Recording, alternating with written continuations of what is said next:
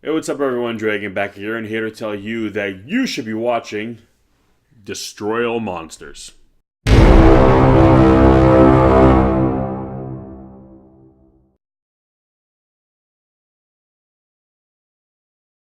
So, Destroy All Monsters is a 1968 kaiju film directed by Ishiro Honda, and was attempting to be kind of the end of the Godzilla franchise in the Showa era before Toho decided that the franchise was far too lucrative to let go just yet and kept making them before ultimately stopping them with Terror of Mechagodzilla in 1975 before jump-starting the franchise back up in 1984 with the simply titled Gojira, or as it's later been known across the world, The Return of Godzilla.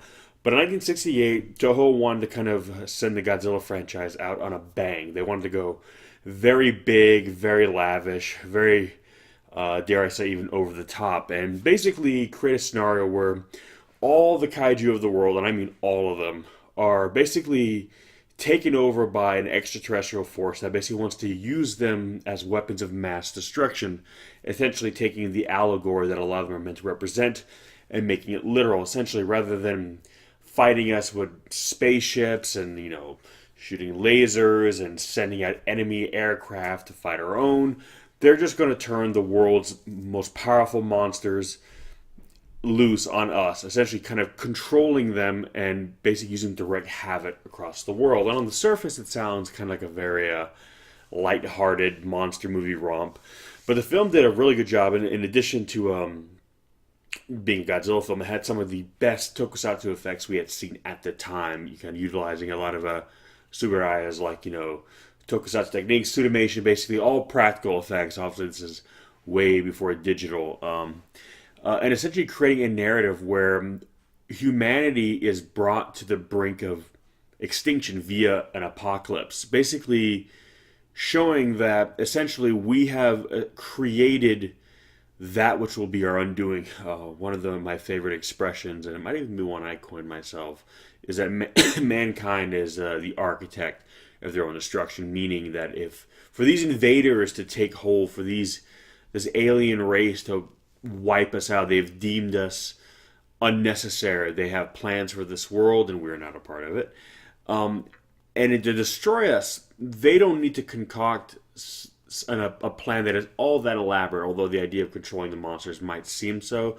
But in actuality, the way they look at the situation is dominion over the earth by wiping out humanity is fairly simple because the means to destroy us already exists. And the only thing that perhaps has prevented, a global kaiju apocalypse is essentially the will of the kaiju themselves. They're wanting to have dominion over the world, but not destroying the world, but having the ability to do so. And what happens when you take away their will and replace it with that of an oppressive force that wants to do just that, destroy the world, wipe out, all of humanity's infrastructure? Well, using kaiju as a means to do so would be incredibly effective, essentially to a dangerous degree, because a single kaiju dropped in a major metropolitan city can do billions, if not trillions, of dollars in damage, and that's just infrastructure. We're not even talking about the loss of life. I mean, a kaiju in a major city is genocide in and of itself. The death toll would be catastrophic. The damage, just the cause of damage to government and politics and infrastructure would just be unthinkable. And because of that reason, these aliens harness these kaiju and essentially use them to do just that. They bring humanity to its knees in this film. And while on the surface it's kind of looked at as more of one of the funner Godzilla movies, when you watch this film, you quickly realize that it is a dire story of that. The kaiju themselves represent our hubris. Kaiju have always essentially represented that.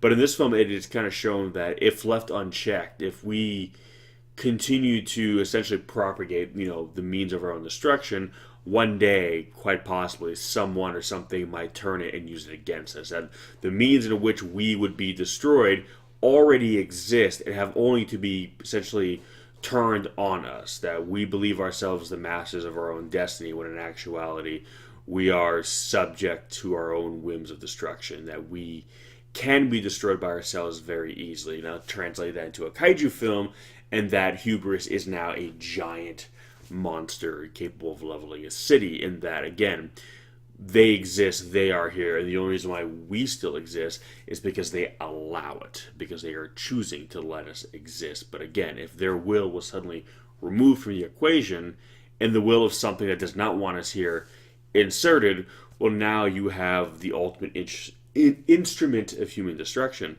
something that can destroy us. And it is a film that really forces humanity to take a look at itself. As much as it is a story about the monsters, because there is no shortage of them in this movie, it is also a story about us, humanity. It is a story about what it means to really be human, and what will our legacy ultimately be if we were to be suddenly wiped out by these titanic creatures. What would be left of us? How would we be remembered? Assuming we would be remembered at all, or would any and all trace of us be simply wiped off the face of the earth? Would our cities be barely that of ruins? Would our history, our poetry, our science, our technology, would that even be remembered? Would that be recorded? Would anything be left to care? It would all be just reduced to dust. Everything we've ever achieved gone by beings that could literally have crushed us at any moment and just did not, making us realize that our dominion over this world is perhaps, a falsity of our own making, that we have convinced ourselves that we are supreme, because to acknowledge otherwise would be just so terrifying and so undoing of all that we see ourselves to be, that we just don't. And because of that, we turn a blind eye to that which could destroy us. So when it is pitted against us, we're essentially caught unawares. We don't truly know what to do in that situation. We think we do, but ultimately when push comes to shove, we get shoved, and we get shoved hard. And it's really understanding that these are beings of titanic force, beings that we cannot really hope to defeat, but we must essentially learn from those who want to destroy us, and that is use them and harness them for what they can do, and that is create destruction. And if we can turn that destruction against our enemies, our foes, then perhaps we can survive. But in doing so, we would learn that we are forever at the mercy of something else, that humanity will never be the dominant species on the planet, that we live in the shadows of gods, of titans, and that is to forever be our existence. So it is a very humbling story that forces us to ask a lot of, I would say, in-depth questions about ourselves, all of which terminate into one of the greatest fight scenes, I think, in kaiju history. We're talking King Ghidorah versus Godzilla and the whole crew. Everyone saddles up and they go to battle. It's basically a big brawl, a big street fight with all of Earth's mightiest kaiju against this huge extraterrestrial three-headed dragon. It's a lot of fun, but again, it's a film that again really asks you to ask yourself what it means to be human, and are we essentially going to bring about our own? And even the aliens in this film are very much a mirror of ourselves. They are kind of almost like an alt-world reflection of what we could be or what we might end up being. So it's not just the monsters, the kaiju, that are the threat in this film. They are the immediate threat in terms of our safety, in terms of being destroyed. But the aliens themselves also represent a darker path that we could go down. That even if we beat them, and even if we emerge victorious, if we do continue down the road we're going, we won't need to worry about an alien threat coming down. We will become that which we fear. We will become that which we look to the heavens and hope never comes back to us. And again, it's any indication of how they saw the kaiju. They saw the kaiju as weapons of mass destruction, and rather than fear them, they embraced the destructive side of their nature. They saw them as a resource, as a commodity, as essentially a way to what's the word I'm looking for? A way to propagate genocide on as an effective means of planetary conquest. There was no attempt to live with us. It was just all about removing that which they saw as vermin, and as a result, killed a great many people in the world. So this is a very heavy film in terms of its meaning, but a very fun film in terms of the delivery. The visuals don't leave you feeling kind of gloom and doom. They are a lot of fun. They're very thrilling. It's got some of the best kaiju sequences I think of all time, especially some of the very best during what is known as the Showa era of Godzilla films, which uh, technically ran from 54 to 84 because 84 was still within the Showa era. But as far as usual, when people make the cutoff point, it is 84 to 75, and with 84 technically being the start of the Heisei era, even though the Heisei, in terms of the year and the calendar and the way it's all set up, technically didn't start till 89 with Godzilla versus Biollante. But I digress. But it is a film that, when people talk about the Godzilla franchise, it's one of those ones that always kind of earn a high mark, and it's always a conversation starter, and it's one that really pushed the genre of kaiju cinema, that really pushed what you could do with the existing technology, what you could do with tokusatsu effects, which is again practical effects, particularly a lot of pseudomation, and really just push it as a medium in general, like in storytelling, visual effects, narrative, just the whole nine yard.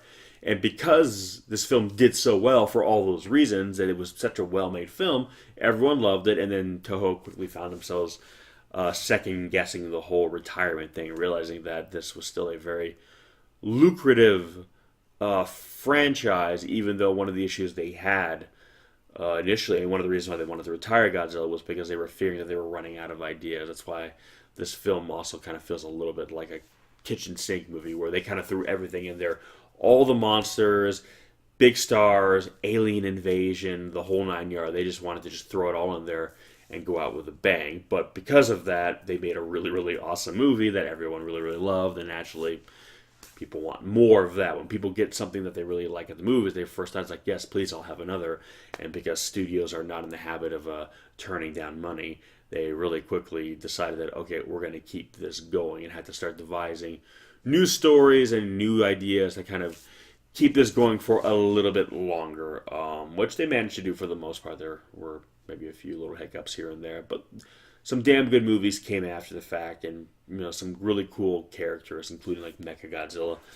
But Destroy All Monsters goes down in history as one of the big ones. It's one of the films again that really helped define not just the Godzilla franchise, but also again what a kaiju film could be, pushing the limits, pushing the boundaries, which I feel is what kaiju cinema does best. It like the giant behemoths that comprise it. It does not adhere to boundaries or borders or roadblocks. It crushes through and achieves. I'm sounding like I'm describing like almost like chaos theory from Jurassic Park, the way Ian Malcolm describes it. It's, it breaks through borders, sometimes painfully. But yeah, so Destroy All Monsters. It's a classic. It's a fun movie, and it's a fun movie that makes you think a little, which is never a bad thing. So, with that said, have you seen it? If so, what did you think? If you have not seen it, I will leave links in the description section below where you can pick it up. Now, I believe this movie might be currently out of print in the West. Last I heard, it was exchanging hands in terms of Western distribution. So if it is not available here at the moment, I would leave like a TBA in the description section, and then once the film is picked up by a new distributor and available, I'll put a link there to pick it up. If not, definitely check out like a lot of like streaming services, digital downloading services. They might have it.